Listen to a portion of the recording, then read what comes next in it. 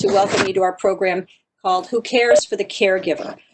What we know about caregiving, it is probably one of the hardest jobs in the world that any of us will ever have.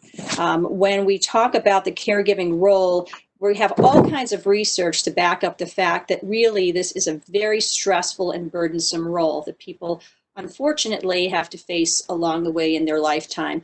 And it's been compared many times to something called a chronic stress experience, right? The kind of experience that somebody might have, maybe a soldier going off to war or something like that. It's chronic stress. Why is it chronic stress? Because it meets a few different criteria as chronic stress. It creates physical and psychological strain over extended periods of time. It is accompanied many times by high levels of unpredictability, uncontrollability. I know you all understand what that feels like.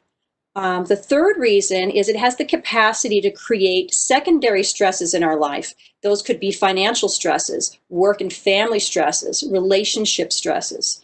And then fourth and finally, it's a role or an activity that requires constant high levels of vigilance, right? You're always checking, you're always worried, you're always taking care of someone, and there's really not a lot of downtime in this role. And that's what leads us to this feeling of having a constant state of chronic stress. Let's look at a couple of facts about caregivers. What we know is there are 2.8 million cancer caregivers currently in the United States. Some surveys or studies will say that it's as high as 4 million, but usually this is the number that's most accepted. What is the startling fact here is that 50% of those report they are highly stressed. And when I say highly stressed, I don't mean just, oh, this is a tough job, I'm a little stressed. I mean highly distressed. This is really impacting or coloring their world every day. Most caregivers, or the majority of caregivers, are female. That doesn't mean that there are not male caregivers out there, but 58% are women, averaging 53 years old, more or less. Men are also caregivers, obviously, 42% of the time. Men are more likely, however, to bring in assistance when they caregive for whether it's a female partner or a family member. So that's why we say, when we say 58% are women, those are people who are really handling most of these tasks on their own. The role burden increases based on where you are in life, right? If you're an ethnic minority, if you have a low SES, or, we talk about your socioeconomic status, then you're more likely to be burdened by this role. Oftentimes, you're not making as much money to cover costs. You're working and caregiving simultaneously, and it becomes very difficult. And then also for those of you who have children at home, whether they're little children or whether they're teens or adult children, but living in your home with you, we know that they're very much impacted by this caregiving role. When your energies are taken to care for a loved one, they need to pick up on other roles that normally they would not have had to pick up on because you might have covered those. So everybody in the family is impacted by this. How did we get to this place? Why does this feel so hard? We didn't hear so much about this way back when, and we're hearing so much of it now. The reason why is because treatment innovations have really advanced life, right? We've extended life for a long period of time. Cancer deaths in the US declined by almost 30% from 1991 to 2017. That's a humongous drop. And that is a wonderful thing because it means our loved ones are living with us longer. But it's a scary thing for the caregiver because it shows that you are now going to be responsible for doing more things in light of caring for your loved one. We know that we are in a state of managed care, right? And what happened with managed care is that a lot of the things that normally way back when would have been done in a hospital are now being transferred to the home. So some of you may have some nursing background, I don't know, but most of you probably don't. And suddenly you might be thrust into the situation where you're caring for a patient at home and having to complete some pretty significant medical tasks. 72% are doing really complicated stuff. That could be everything from, hooking up IVs to colostomy bags to, administering all drugs and things like that. So it's becoming quite complex. Feeding tubes also, which is a big thing that happens often with cancer patients.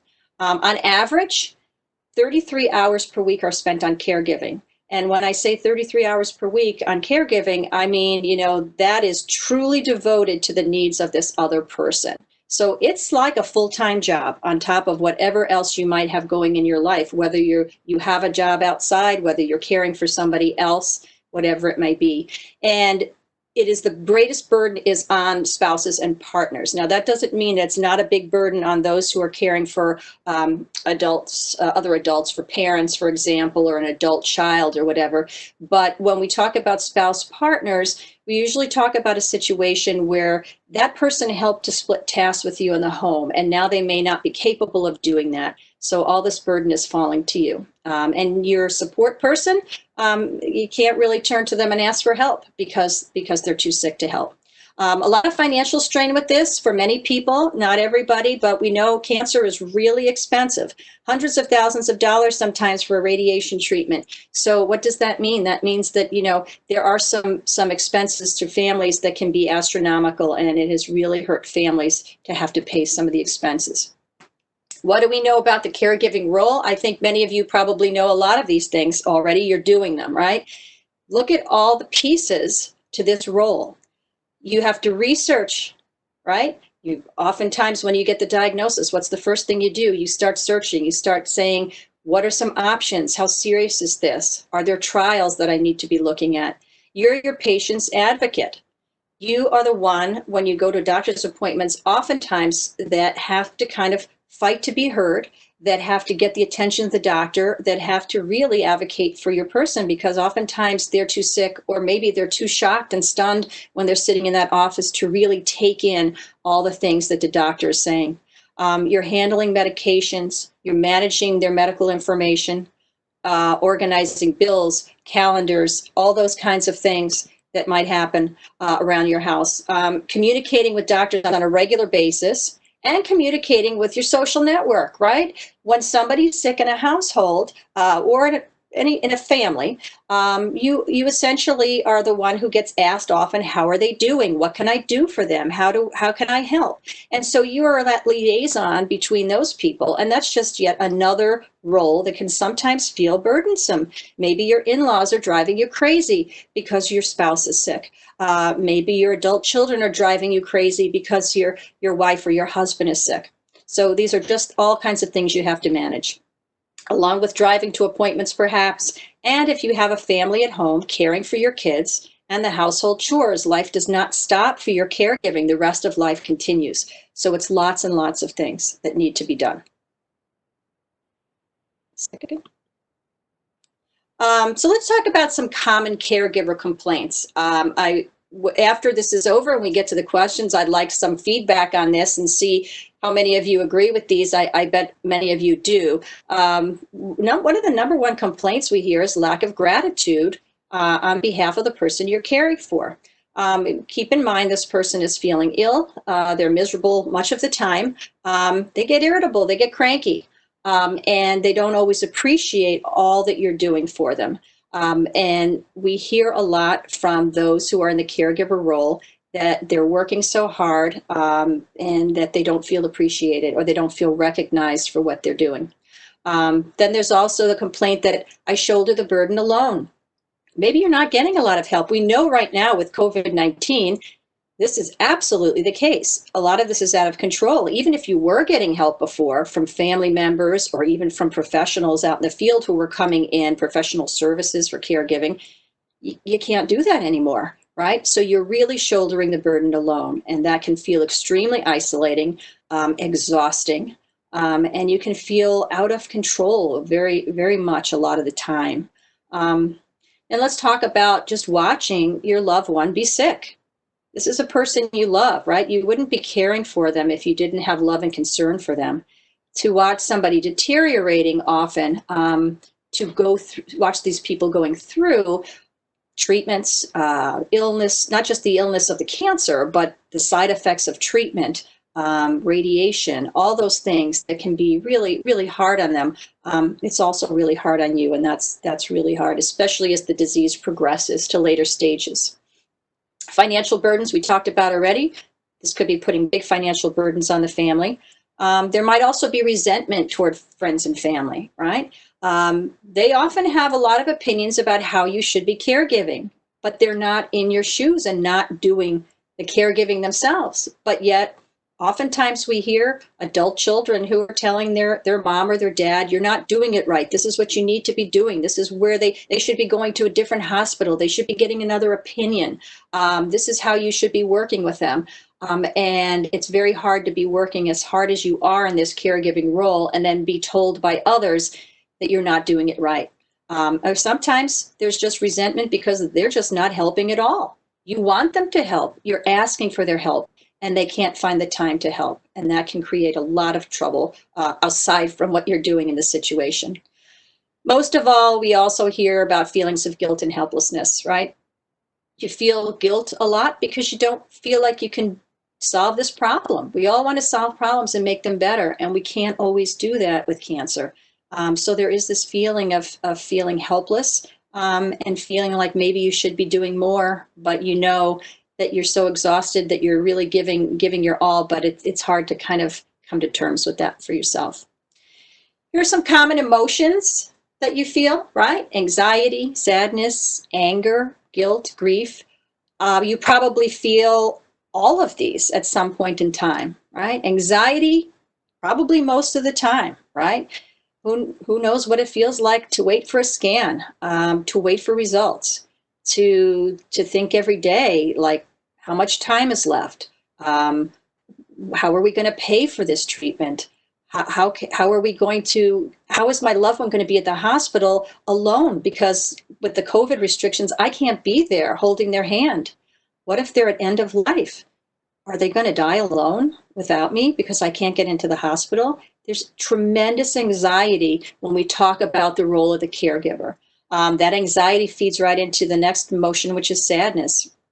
Great sadness about the potential loss of your loved one, about how your life has changed because of their illness. Even if they have a cancer that can be treated and that has, a promising outcome, during the course of that treatment, there are lots of sacrifices that have to be made to the life pretty much as you known it. Not going out with friends, not being able to travel on an airplane. Of course, we can't do all of that now anyway, but these things are some of the common complaints. Lots of anger.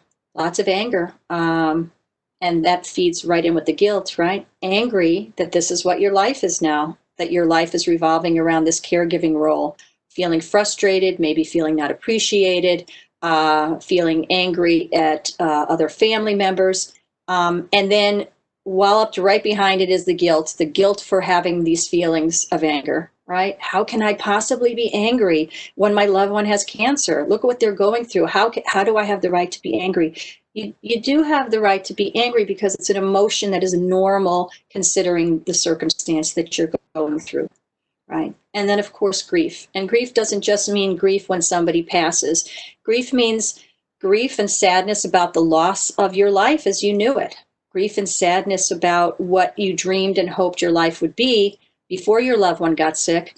And now it's a very different story. So let's talk about some of the challenges that you might be facing. And they'll be different for everyone, but I bet a lot of you have commonalities with some of these challenges. Patient wants family caregivers. And what that means is you may want to take a break and want to bring in someone to help with caregiving when you can, of course, not during COVID, but you may want to bring somebody in for a few hours a day so you can get a little respite because you're just worn out. But the patient refuses to have that happen. They only want you, their wife, their husband, their sister, their brother, their mother, their father. They only want you, or adult child. They only want you to do it, right? How do you work around that and still manage those feelings that we talked about, the guilt feelings that we just talked about? Some caregivers also care for aging parents or children. Sometimes you're in that sandwich. Your spouse is sick, perhaps, but you're also caring for an aging mother, or you have young children at home and you're trying to raise your children and think about COVID, kids home from school. You're trying to get your kids through school, on when they're doing it over the telephone, or over the video, and you're also caring for a loved one at home. How do you balance that? There might be issues with adult children. As I said before, they often have very strong opinions on how care should happen. But likewise, a lot of adult children sort of disappear when they have an aging parent or a sick parent, right? They don't help out. They leave mom or dad alone, and that can be really difficult. For those of you who are working a full-time job in particular, how do you balance work and caregiving? What do you face in your office? Do your bosses understand what you're going through? Do they give you some slack for caring for your loved one? Or are they telling you you're not, carrying your weight at work? You're not doing enough. Are they saying you need to get back here? We need to get this done. You're trying to balance your loyalty to them and your survival because you need the insurance and you need the money.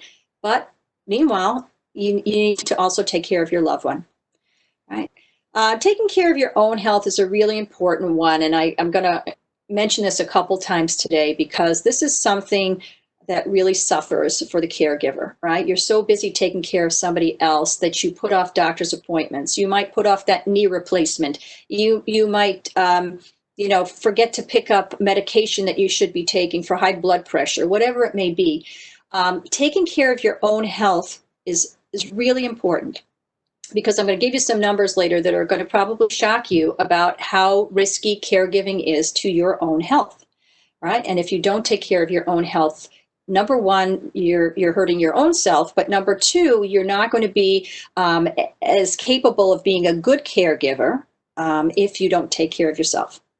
Financial issues, I won't say it again, you know what that is. And then sexual and intimacy issues in couples. For those of you who are caring for a spouse or a partner, this is a big issue, right? Particularly if you're younger and sex was a big part of your life, right? You may not be able to have that kind of intimacy that you've had before. So how do you maintain intimacy when you may not be able to physically touch in the same way, right? If the person is really uncomfortable, in a lot of pain, for a woman who's had a mastectomy and doesn't want to be, feels self-conscious and doesn't want to be looked at or touched, for a man whose wife has had a mastectomy and feels uncomfortable touching now, right? All these things can really have some repercussions for the intimacy in a relationship. And that could be in the best of relationships, right? These are relationships that may before been going really well and everything's been great. And suddenly it's not just losing the sex part, it's losing the intimacy and the connection, the physical connection that comes from other things besides sex, just from touching and being together and being able to be romantic with each other. So more challenges of being a caregiver, new roles, right? Maybe, you had your definitive roles in your life, and I don't want this to sound sexist, but maybe the husband cut the grass and the wife cooked, right? Or maybe it's the reverse. Maybe the wife cut the grass and the husband cooked. But suddenly you have new roles. You have to take on things that you've never done before because your partner can't do them. Or you might have to take on things for your aging mom or your aging dad or for an adult child, somebody who used to do these things for themselves, right? Dealing with medical personnel. This is a big challenge. People don't often feel that they're heard well by medical personnel and that they get enough time to ask questions and so forth. But suddenly you're thrown in, and doctors often talk in terminology that may be way above your pay grade. They throw around words that you don't understand, and yet it's up to you to figure out what this means in terms of your loved one's treatment. One of the other things we hear is that partners or family members can often be irritable and critical. And we talked about that before when we said about not being appreciated. Sickness makes people feel cranky. We know that, right? And this can be really hard when you had a partner or a loved one who was really always kind and loving to you and now may be very critical of you, or in certain illnesses, may not recognize you anymore, or may not be able to do the kinds of things that they once did that makes you feel like you were with the same person. This person has changed in a way, right? Loss of social life. We know this happens naturally. When somebody's sick, they're not going to be able to go out as much. And this happens particularly a lot with couples, right? Maybe you went out a lot with couples and suddenly your loved one can't go out. Friends care for a while, and then if the illness is continuing for a long period of time, they move on and keep doing their own stuff, and you're becoming more isolated and left alone, right? Also, people forget to ask how you're doing, right? I'm sure you get a lot of calls and a lot of texts. How's he doing? How's she doing? All pointing to your spouse or your loved one or your mom or whatever it may be. But oftentimes they don't ask, how are you, right? So feeling really worn out, exhausted, doing everything you can to create a good situation for your loved one, but not being recognized or not even really being considered by some. Okay, I'm going to play I have a video is a little bit lengthy, but I'm only going to play about 4.5 minutes of it for you. This is a video that I put together about a year and a half ago, I would say it was. And the people in this video are all Cancer Wellness Center participants from a caregiver group that we had here at the center. And I wanted you to hear some things that I'm sure that you can relate to. I can sit up here all day and talk to you about what you're experiencing, but I think hearing it from other caregivers may help you to recognize that this is the feelings that you're having, the experiences that you're having are pretty much part and parcel of what goes along with being a caregiver. So I'm gonna go ahead and play this video, and then I will shut it off after about 4.5 minutes. Oops, sorry, I jumped ahead. Here we go.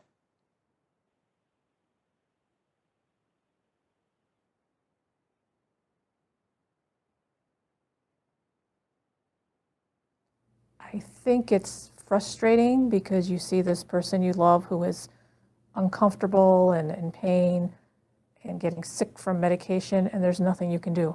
I mean, I felt helpless. You lose control of your life completely, pretty much. A lot of your life goes away. The life that you had previous to being a caregiver, in my case, the distress goes along with how he's doing.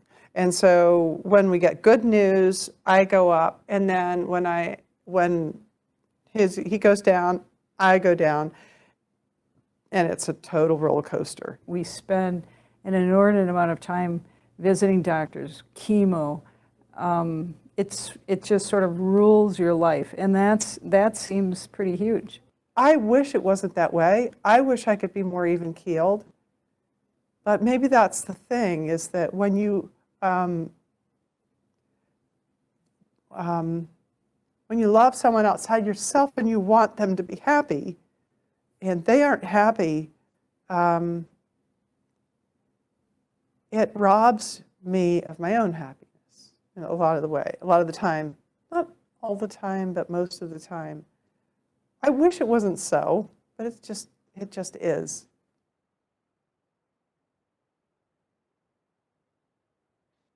The feeling is sadness, just such deep sadness, and yeah, just deep sadness. I don't know. And then the emotion of dealing with medical personnel that I thought would be there for me, not just from the medical part, but from the emotional part. And I realized that's not always true. So sometimes the biggest emotion I really feel is loneliness. Anger with family members, people who just sort of ignored us, people who you thought would call and offer help or offer compassion, they totally ignored us. One day I will be happy, the next day I'll be upset. You know, as things progress or if something happens, I don't want to say it's depressing, but it can be. It's sad. I think it's sort of, it's somehow it feels like we're living kind of in an artificial emotional world. The hurt that sometimes I feel like when he's not feeling well, he never used to treat me this way. You know, he used to be very, you know, he is caring, but when he's hurting, sometimes he says things and they hurt me. And I think it's partly just because I'm just so sad that it hurts me. I'm not always aware of why I feel hurt, but I just feel like he's a different person.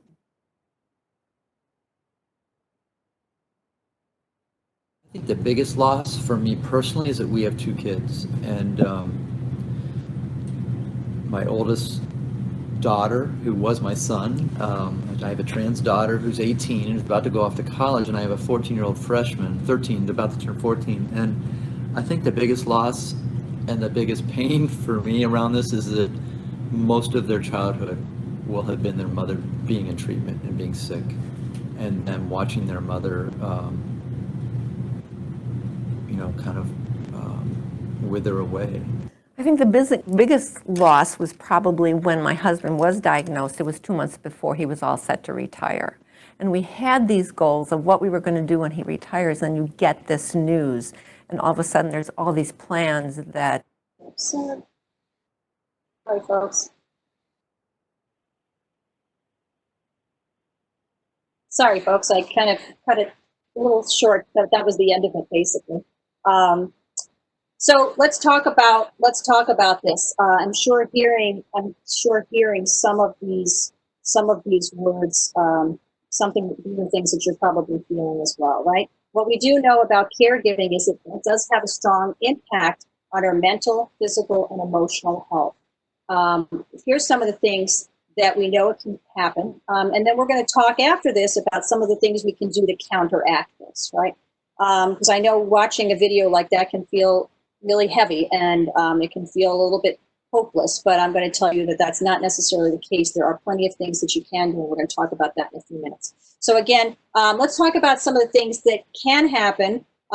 We can have increased incidences of depression, anxiety, psychosomatic symptoms, just imagining that we're feeling sick, PTSD, post-traumatic stress disorder, physical illnesses, and sleep disturbances. I'm sure many of you have had some of these or experienced some of these, particularly right after the diagnosis in particular. And then for those of you who are further along before scans or further along in the diagnosis, these things are going to happen to you more frequently.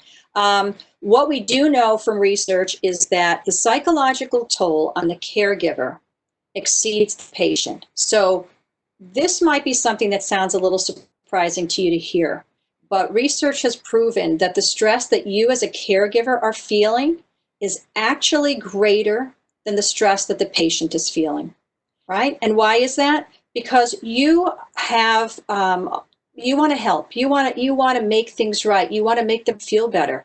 But so much of this cancer is out of your control. And that feeling of being out of control can really cause a great amount of psychological toll on you. Elderly caregivers, and so those who are much older and have chronic illnesses and things like that, are more likely to die than a non-caregiver, right? Because again, what we talked about before, you oftentimes ignore your own health issues. So when we talk about an elderly person who's caregiving, chances are they're going to have some pre-existing conditions. And if they're not taking care of them, this can impact their life. Substance abuse is more likely. Caregivers are more likely to reach for that glass of wine or that beer or another type of illegal substance, right? They need something that feels soothing to them at times, and the stress of caregiving can lead to substance abuse or greater levels of substance abuse. Lower perceptions of your own health. If you are a caregiver and somebody was to ask you about your health now compared to your health before you went into the caregiving role, chances are you would give the feedback that you don't feel as healthy, you don't feel as well, that you don't feel that you are the person that you used to be before you started this. And then again, back to the idea of declines in intimacy.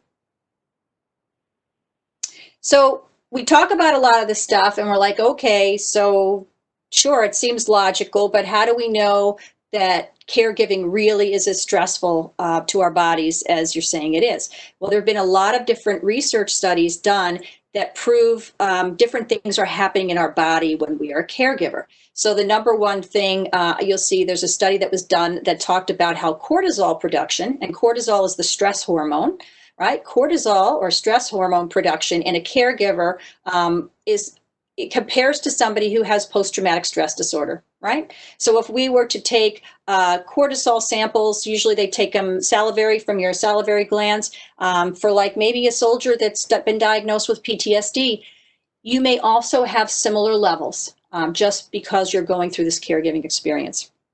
Also, if a patient, the cancer patient, meets the criteria for a psychiatric disorder, if they are depressed or they are anxious or whatever, and they've been diagnosed by that professionally, you as a caregiver are 7.9 times more likely to have the same thing happening to you. If they're anxious, you're anxious, right? If they're relaxed, you're more relaxed, right? I think somebody in that video talked about that. When their mood goes up, your mood goes up. When their mood goes down, your mood goes down. This is particularly happens a lot in couples, because when we are very close to somebody like our spouse, right, we have mirror neurons in our brain that reflect what the other person is feeling.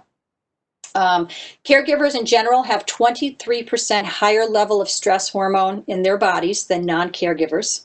And they have 15% lower antibody responses. So this makes sense if you think about the fact that we know that stress can cause inflammation in our body, which can help to lower our immunity, right? So this numbers kind of go hand in hand. You're more stressed, you're going to have less antibodies, you're going to be less likely to be able to fight off illnesses when they hit you. If we take it to the extreme level, right, and we talk about PTSD, you may have some symptoms of PTSD. Not everybody who's a caregiver has PTSD, so I want to clarify that so you don't walk out of here feeling really scared by that.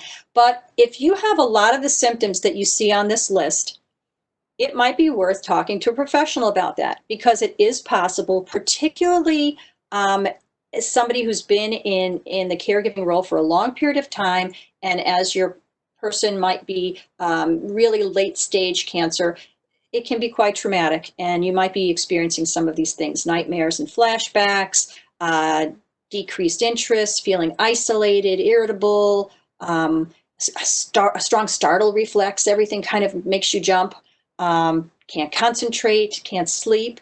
So these are all kinds of things that you might be experiencing, and probably everyone here is experiencing a couple of these. That doesn't mean you have PTSD, but if you're feeling that you're resonating with a lot of these, it's certainly worth talking to a professional about that. So here we get to the more interesting stuff, which I'm sure is what you came to hear today, which is, so how do we fix this, or how do we make this better? And this is kind of the way we start. So first of all, you need to kind of have an understanding about the fact that, I know you know stress affects your well-being, but your view of stress is really what affects your well-being more than the actual stress. Okay, so what does that mean? What that means is, if you're a caregiver who says, this is the worst thing in the world, I'm miserable every day, I hate this, I'm so stressed, whatever, then if that is your view of the stress, then that is exactly how your body and your perception are going to respond. Okay, so you're going to feel that stress, and your body's going to experience that stress. If you're a caregiver who is caring for somebody with the same disease and the same kind of trajectory, which I know doesn't happen all that often, as this other person, but you're like, I'm so blessed to be able to take care of my loved one at this critical time. I feel we've grown closer. We have more time to spend together, to relate to each other. Then your perception is, when your perception is that more positive perception, you're going to feel less stress, even though you might be experiencing the same thing as that other person, right? So when we put together this research project for Courageous Caregiver, a lot of what the program Courageous Caregiver was about, it's a 6-week program, was helping people to change their perception versus reality, like to change their perception of their role. And we would track, when we first brought everybody into the program, we would sort of look at where they came into the program and what word they used to describe their caregiving role.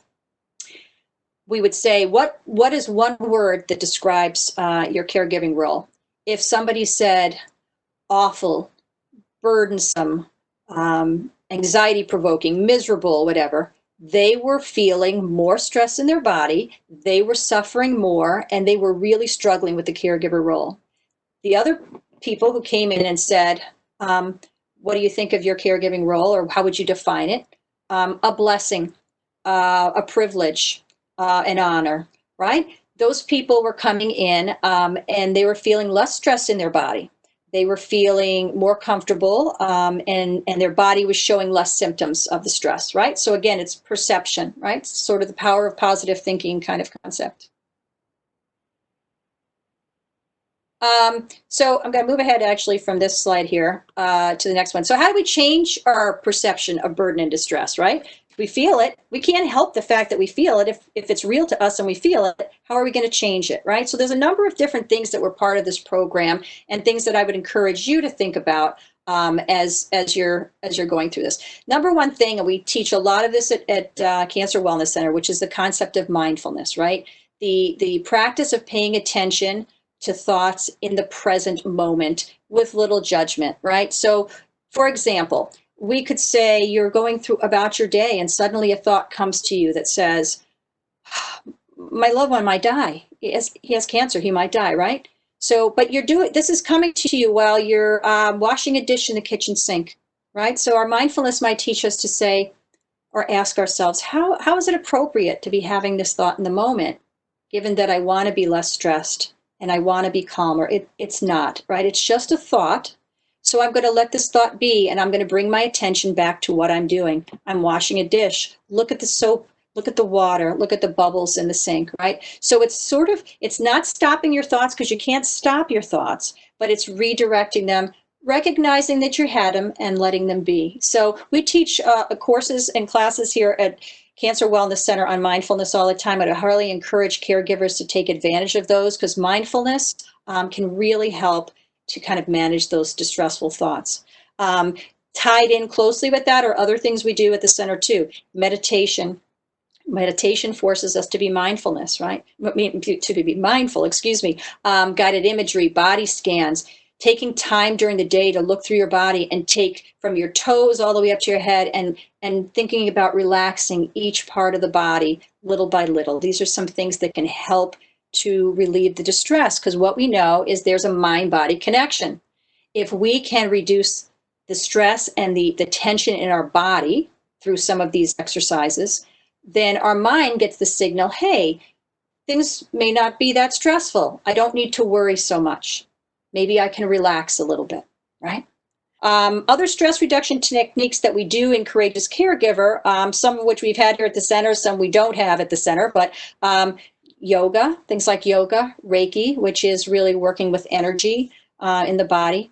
Pressure points, right? It's really interesting that you can look some of this stuff online. Pressure points, you can just press here on your hand, different places, and it can actually help to reduce the stress in your body. So I would encourage you to look up some of those exercises that you might be able to do, or some of these other things. Again, we have, look at our program guide online, and you might be able to find some classes that we have that can offer those.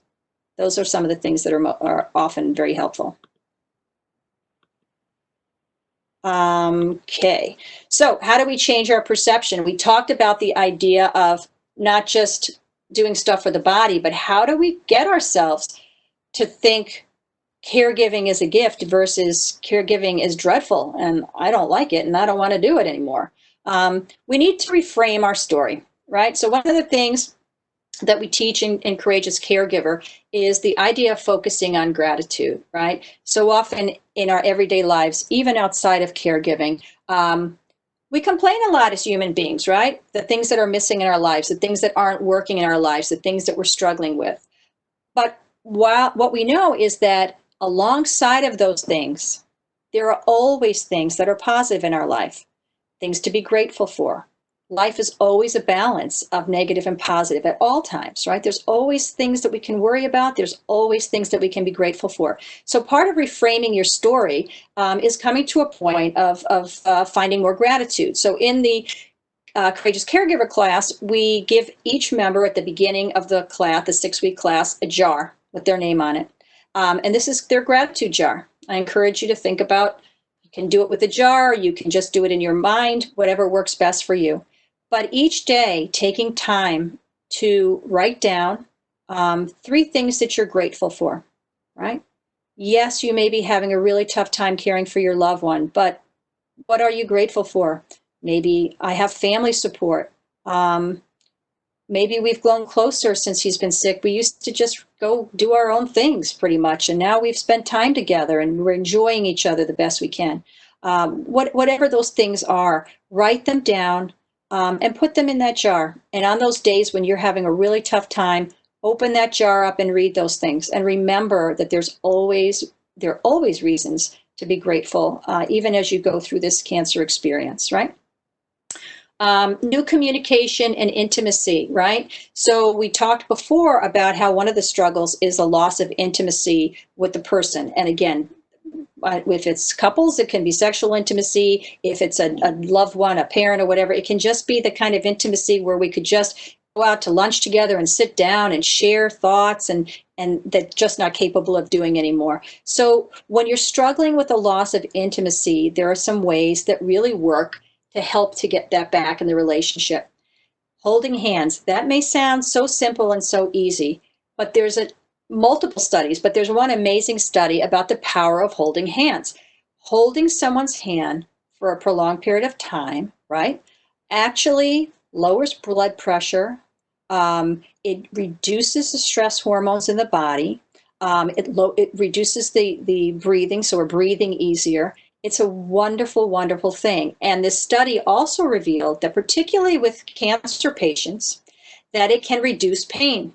If your loved one is experiencing pain in any way, right, this is a way to help them reduce pain in them and in you. And again, we talk about that connection, right? This is an intimate thing to hold someone's hand. But it also, if we look back at that slide with neurobiology, brings real changes in those good feeling hormones in our body, right?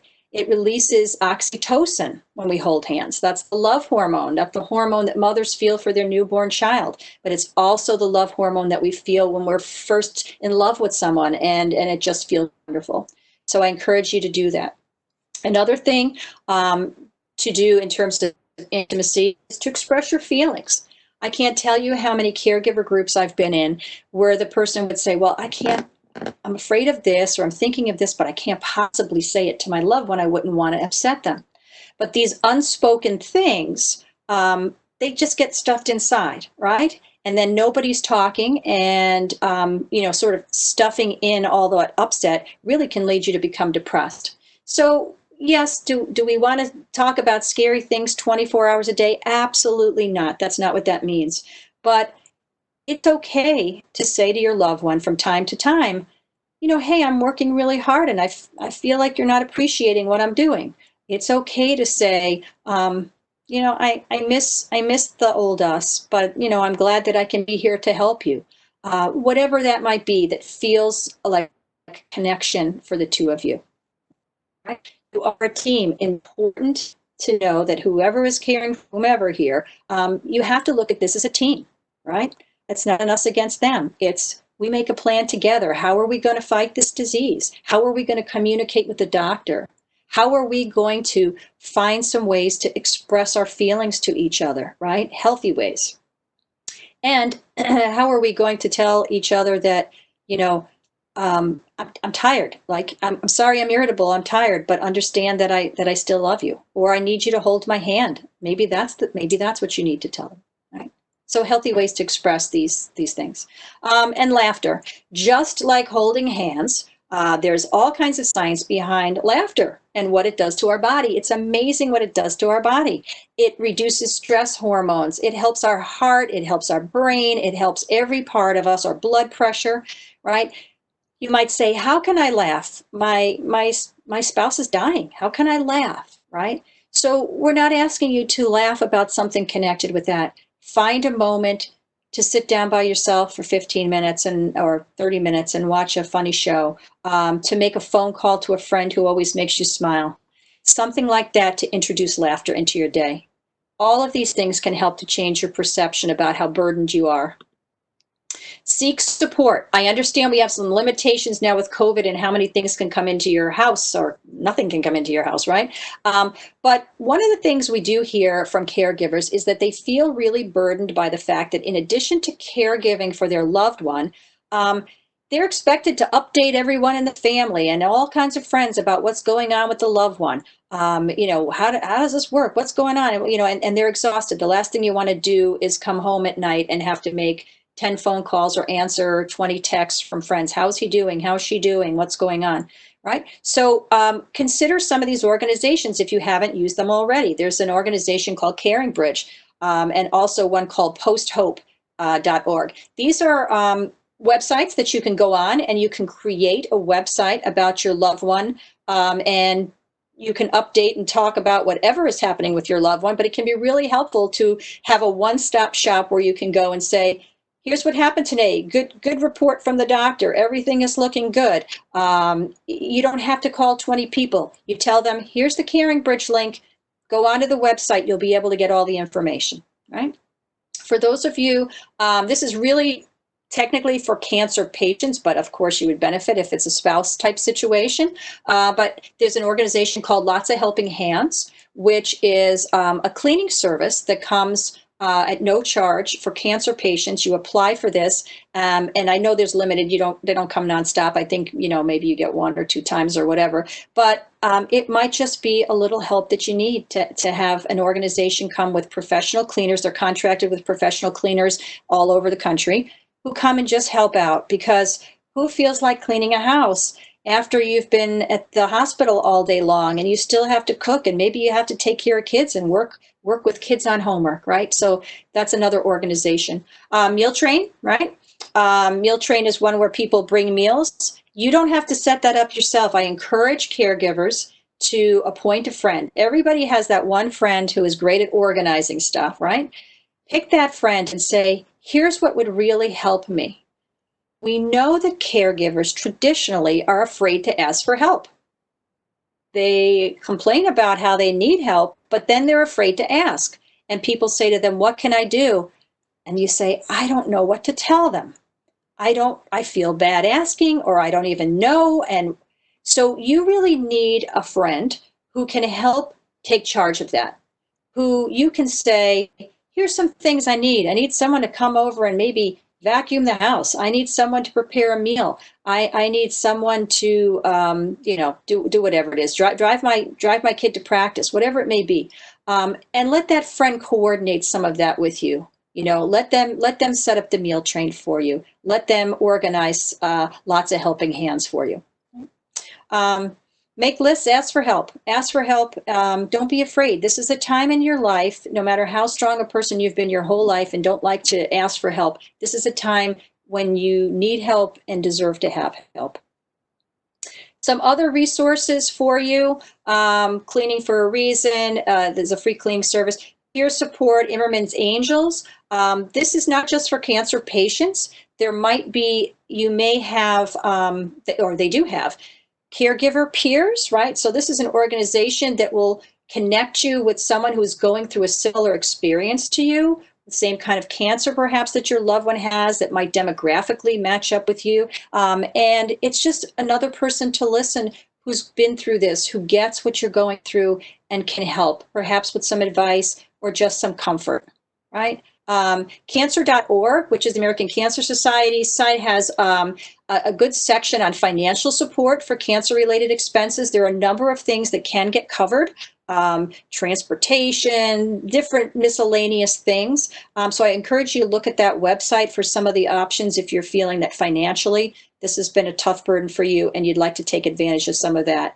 And of course, Cancer Wellness Center, we don't charge for any services. There's free counseling, there's free wellness programs. We have our for those, for those of you who are have a loved one that needs to get a wig, have their head shaved, or feels self-conscious about that, we have our salon right at the center. I know right now we're closed with COVID, but hopefully that will be open in the not so distant future. But keep those things in mind. Joint support groups. We also at Cancer Wellness Center have the Significant Other Support Group, which runs weekly, that Kim Matthews runs for us. We have individual counseling that is also open to you. You just need to call Katie Hull for an intake. And then the Courageous Caregiver program that I do, not happening right now because it really needs to be done in person, but we will run that again in the future should you need that. So just remember also part of this positive thinking is that there really are some positives to being a caregiver. I bet many days it doesn't feel like that, but there absolutely are positives. Enhanced relationship, right? This is one-on-one time with your loved one that you probably would not have had otherwise. And so it can really enhance a relationship if you look at it that way, right? Appreciation for what's important. I'm sure many of you used to sweat the small stuff a lot more than you sweat the small stuff now. You just can't do that when you're a caregiver. It's too hard, right? You suddenly think, why was I so worried about this? Why was I so worried about that? It's not important now. And you get a real dose of reality and appreciation for what matters. Finding strengths you didn't know you had. I bet many of you could never have imagined that you would be able to do all the things that you have been able to do in terms of taking care of your loved one, taking care of the home. Maybe you're like we said before, maybe you're mowing the lawn now. Maybe you're fixing things around the house that you didn't know you could do. Maybe you're cooking meals that you never thought you could. All of these things are strengths that you didn't know you had, right? So there is a positive in that, right? Because when we feel really burdened, it's because we feel that we can't possibly do this. And the more things that you can do and accomplish, the more we turn that perception of burden to a more positive perception. For those of you with children, and even with adult children here, not just little kids, modeling for future generations, right? Your caring for your loved one teaches them what's important, how to care for another person, right? If they see you caring in a loving, supportive way versus a way where you're always complaining and burdened, it really teaches them about the beauty of loving and caring for another person. Increased faith for some, for those of you who are people of faith, the caregiving role can actually help your faith. I know that a cancer diagnosis can sometimes very much shake your faith, but this enhanced relationship and this caregiving role that you're in can actually improve your faith overall. And then again, deepening other relationships, right? You may find in your family that there are other people who care very much about your loved one, whether those are siblings, whether those are children, whether those are, cousins, aunts, uncles, whatever. They also care. And this role of caregiving that you have, or this situation, might be helping to deepen your relationship with these other people in your life, right? You have a common goal. You all want to help this loved one. You all love this person. And you want them to be well, you want them to be comfortable, you want them to feel supported. And so maybe you've come together, whereas you may not have come together with them before. All right, and last but certainly not least, I'm going to leave you today before our question and answer time with a list of caregiver commandments. So these are going to be your most important things that you should know. And I realize I probably should have done 10 to make it like the 10 commandments, but I didn't. But anyway, these are the things that hopefully you take away most of all from today, which is number one, ask for help. You do not have to do this alone. Again, I understand right now we have some extreme limitations with COVID. And right now, some of you probably do have to do a lot of this alone. But remember, there are ways to ask for help beyond someone coming into your house and caring for your loved one. It might be, can you run and get groceries and leave them at my front door? Can you take my car into the shop for me? Can you, I don't know, pick something up for me that I need somewhere else? That's asking for help, right? That is okay. You don't have to do it all. No one is expecting that you have to do it all. Let people know how you are really feeling if they ask. Now, this doesn't have to be every stranger on the street, but if a person that you're relatively close with asks how you're doing, you don't have to say, okay, doing all right. Yeah, I guess good. If you're not feeling that way, right? It's okay to say, I'm not feeling so great. This has been a really tough week. We got a bad scan, or we've got a scan coming up and I'm terrified. If you want to have the support that I know that you want to have, you need to sometimes ask for it, and there's no shame in asking for it. Take care of yourself even when time is limited. You saw that very scary statistic about how you are more likely to get ill, and if you're much older, even more likely to die if you're a caregiver, right? That's because you need to take care of yourself, right? And you say, I don't know when I can take care of myself. There's no time in my day, right? You have to structure some time first in your calendar of when that's going to be, and try to find a way around it, because here's the reason.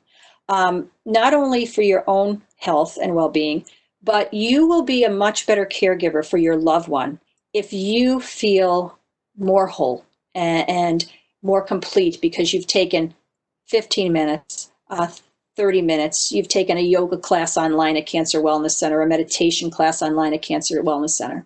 It will all help you. That's going to make you better to your loved one, right? When you're worn out, so stressed out, totally irritable, you're certainly not going to be the caregiver that I know you probably all want to be for your loved one. Learn what to expect on a cancer journey, right? This is particularly for those of you who are early on after diagnosis. Knowledge is power, right? Your thoughts of the unknown can be very scary, right? So when you get that diagnosis and you're in those early times, ask your medical professionals, what can I expect? What is this going to look like? How can I expect him to feel? What kind of reactions can I expect after chemo? Whatever those questions may be.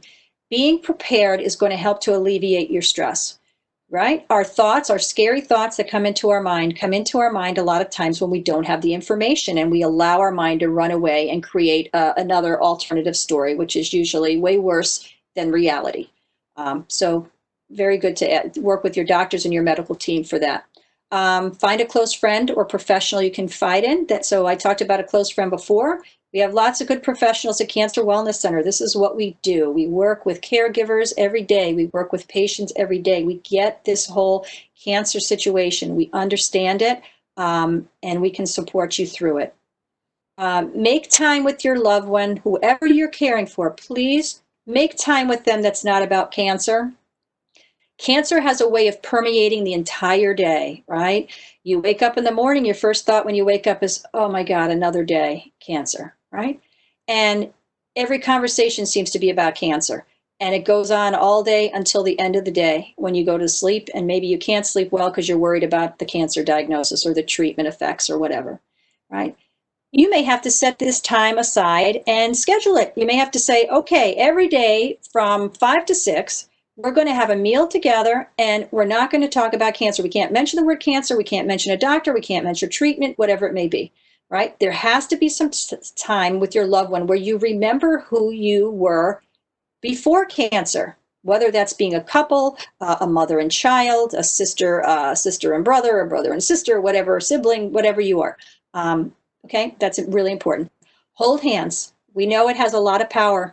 While you're sitting with your loved one, if you're taking a little break, not about cancer, hold their hand the whole time. It will help their pain. It will help you to de-stress. It will help them to de-stress. And ultimately, do what you can and admit what you can't. A lot of this is out of your control, right? We know cancer is something we can't control entirely. Certainly, we can choose our treatments and everything, but some of it's out of our control. You will have less stress and de-stress if you let go of some of that need to try to control all of it. And finally, self-compassion is essential. You're going to screw up in this job as a caregiver, just like you would in any job that you had out in the world. You're going to make mistakes. You're going to have days where you yell a little bit too much, where you get frustrated, where you cry, where you don't feel like getting out of bed. All those things are going to happen, right? And that's part and parcel of the caregiver role. Be kind to yourself, right? What mindfulness teaches us is the idea of impermanence. None of these feelings are forever, right? Life changes and flows, right? Think about other bad times in our life. It changed over time, right? We're not there anymore. And so we need to think about the feelings that you might be having on a given day about your caregiving role. Those will change too. So be patient. Tell yourself, this is what I'm feeling today. It may not be what I'm feeling tomorrow, and I need to give myself a little break. So I think with that, we're going to